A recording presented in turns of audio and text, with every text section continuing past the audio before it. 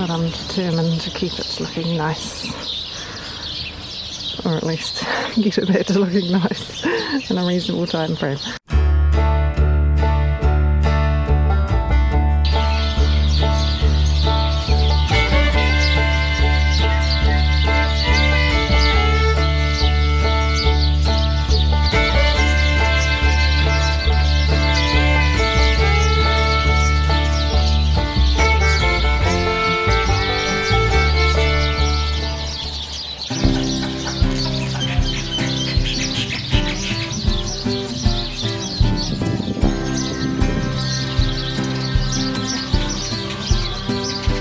Hey guys, welcome to Wild Hope Homestead. Well, we've hardly had any rain for the last week and a half. We've had a few little showers on only 1 or 2 days, but pretty light, so the new veggies are wanting some rain, and so is our tank. I realised that our old toilet was very slowly dribbling water constantly, which was probably emptying out a bunch of water from our tank.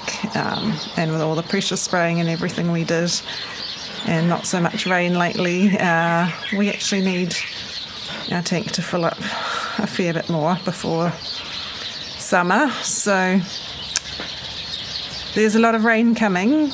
The rain's supposed to start with a few showers tomorrow morning, so this is the last day of fine weather. At least it's cloudy, so it's not too hot. So I'm trying to get some stuff done outside. And so what I've been working on is weeding the herb garden. The weeds have been very prolific. It's going to be a battle to keep it weeded, and I really need to mulch it with something, but I'm having trouble deciding what's the best thing to do at the moment. So we've been spending a long time hand weeding. There's these tough little grass weeds that have to be dug out or they just grow back, and we're just on the last little bits now. Okay. Just about there. And is in sight.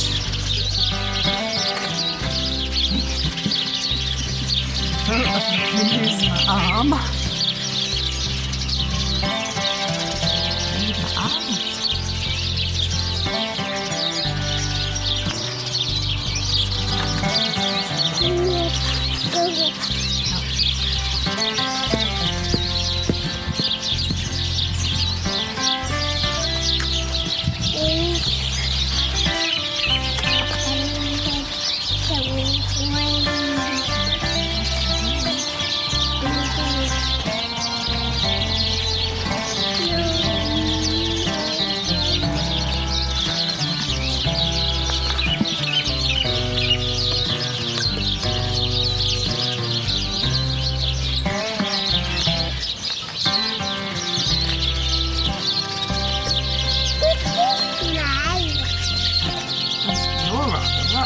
Watch out for Mummy's plant here.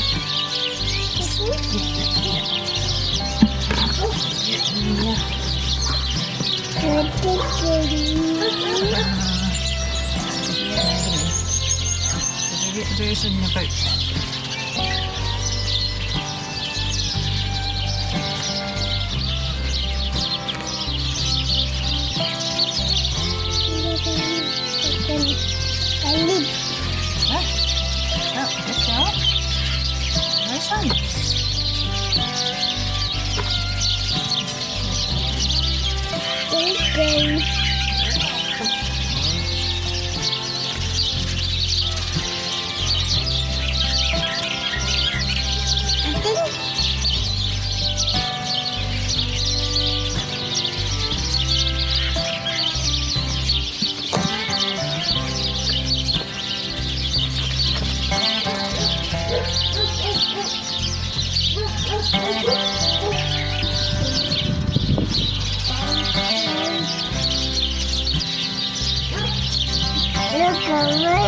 Look at the roots. Yeah.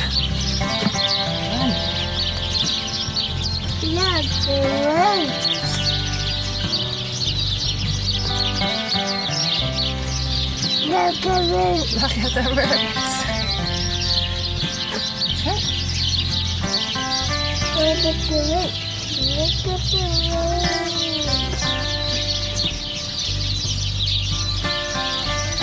Look at the roots. Oh, look, that one got roots. Something.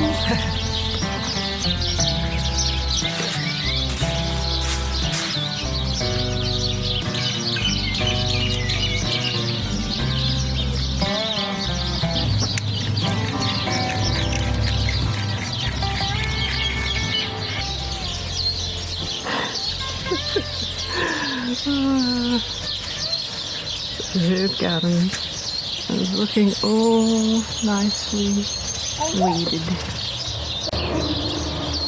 This is a mission that I'm determined to keep it looking nice, or at least get it back to looking nice in a reasonable time frame. So, what have we got? I think I'm going to have to replace the rosemary because it's just pretty old and gnarly, but it is putting on new growth, so I'll give it a little bit of a prune for now anyway. Oregano's doing well. Need to harvest some more of that. The green sage is doing well. And the chicken thyme is looking lovely with its flowers, but I'm going to have to cut some of it back so I can have some to use the leaves. The trouble with pretty thymes.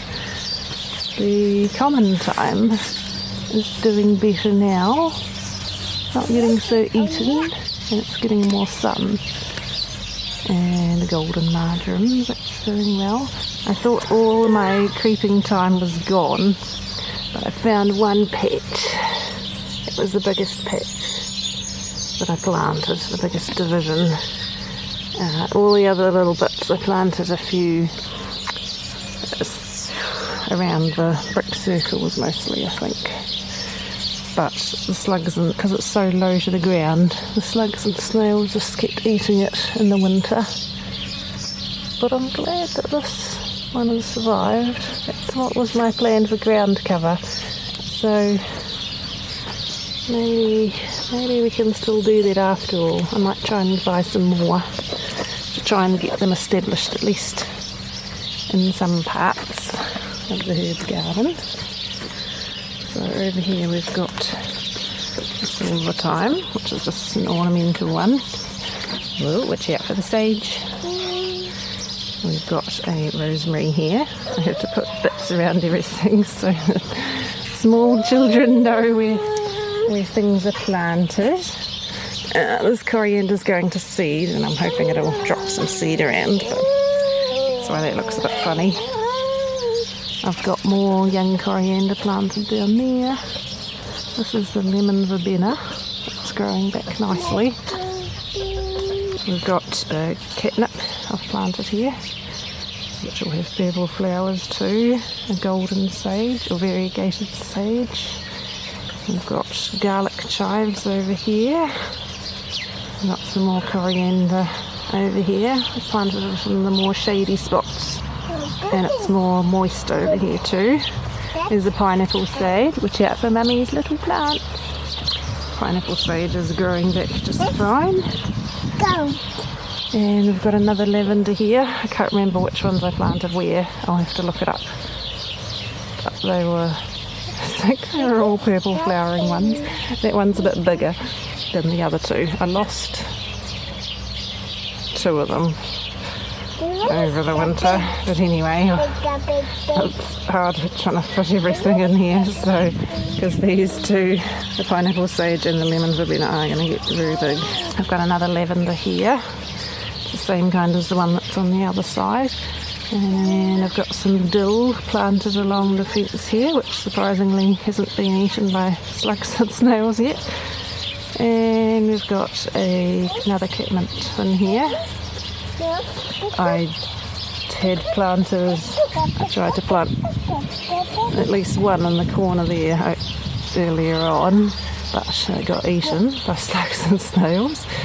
Note the common theme. But that one's doing well. I think everything's doing well now that there's more sun and light. So things are growing faster and getting hardening up more.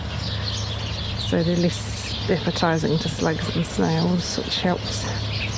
Got the purple sage here, which is enjoying more sun. It's definitely growing slower than the green sage. Pizza thyme is doing well as ever. And the lemon thyme has been eaten a lot, but that's got some nice fresh growth at least. Hoping it can survive the slugs and snails and grow to a decent size. I mean, once it gets like this, it's fine. It just needs a fighting chance to get growing. Got one more dill down there. These grasses or sedges are Carex albula, or white hair sedge, I think is its common name.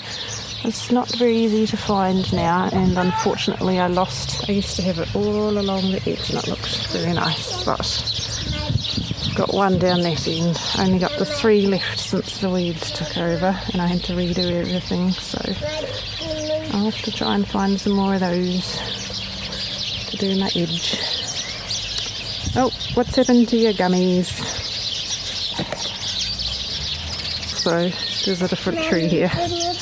The aki tree that was here just pretty much got obliterated by, well, it did, got killed by scale insects and the ants farming them. So there is some scale on this mandarin I need to deal with quickly. But I transplanted this one. When we first moved here, it was over behind the fence in the raised bed garden area slash processing corner area, with a whole bunch of other stuff that was all overgrown, and its rootstock had grown up a lot, and it's it was planted too deeply, and then I planted it over here by the washing line, but it's very dry over there by the fence, so it wasn't doing super well. So I know the ground's a lot wetter down here. It'll keep it moist, so hopefully it should do better over here. Now it's a bit of a funny shape. I pruned a bunch off it to try and get it to a better shape. So it's just going to take a little while to get some good growth going.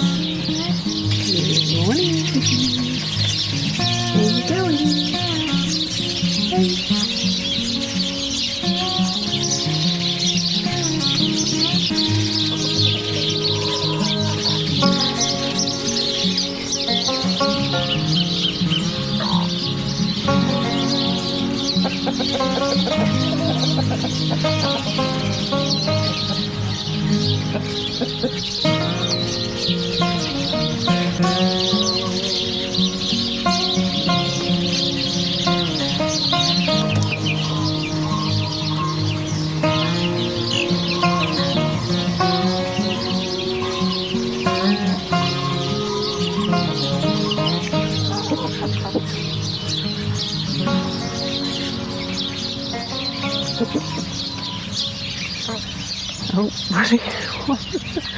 Don't pick my... Oh, there's water on my knee. Is that why you're picking me? Oh. I'm supposed to drink water off my knee.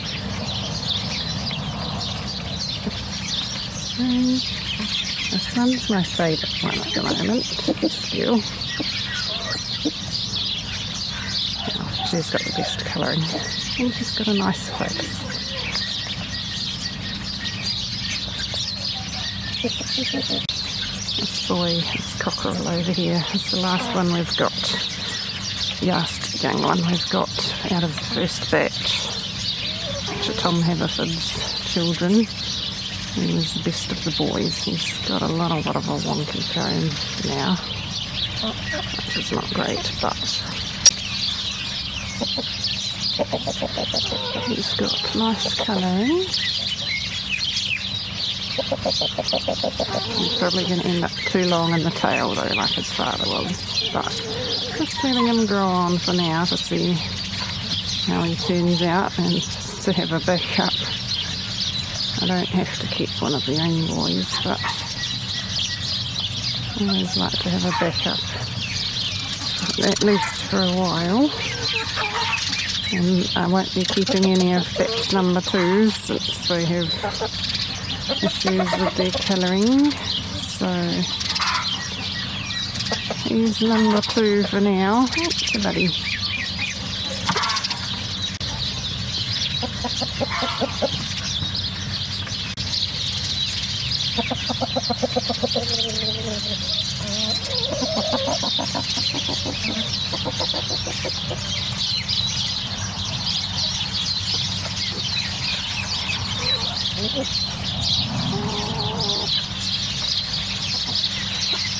Morning, Ben Wyatt. He looks after everybody well.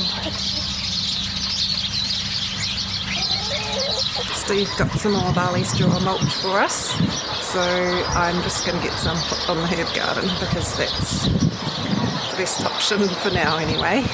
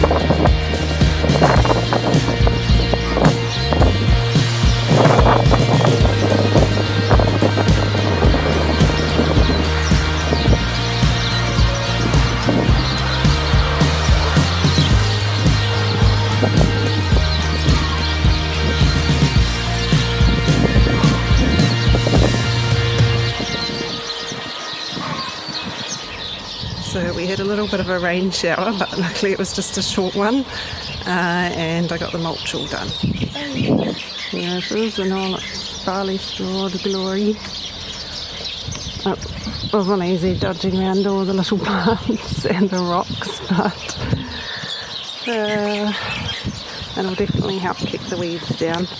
Thanks for joining us in today's vlog, guys. Choose to grow hope, and we'll see you next time. Bye.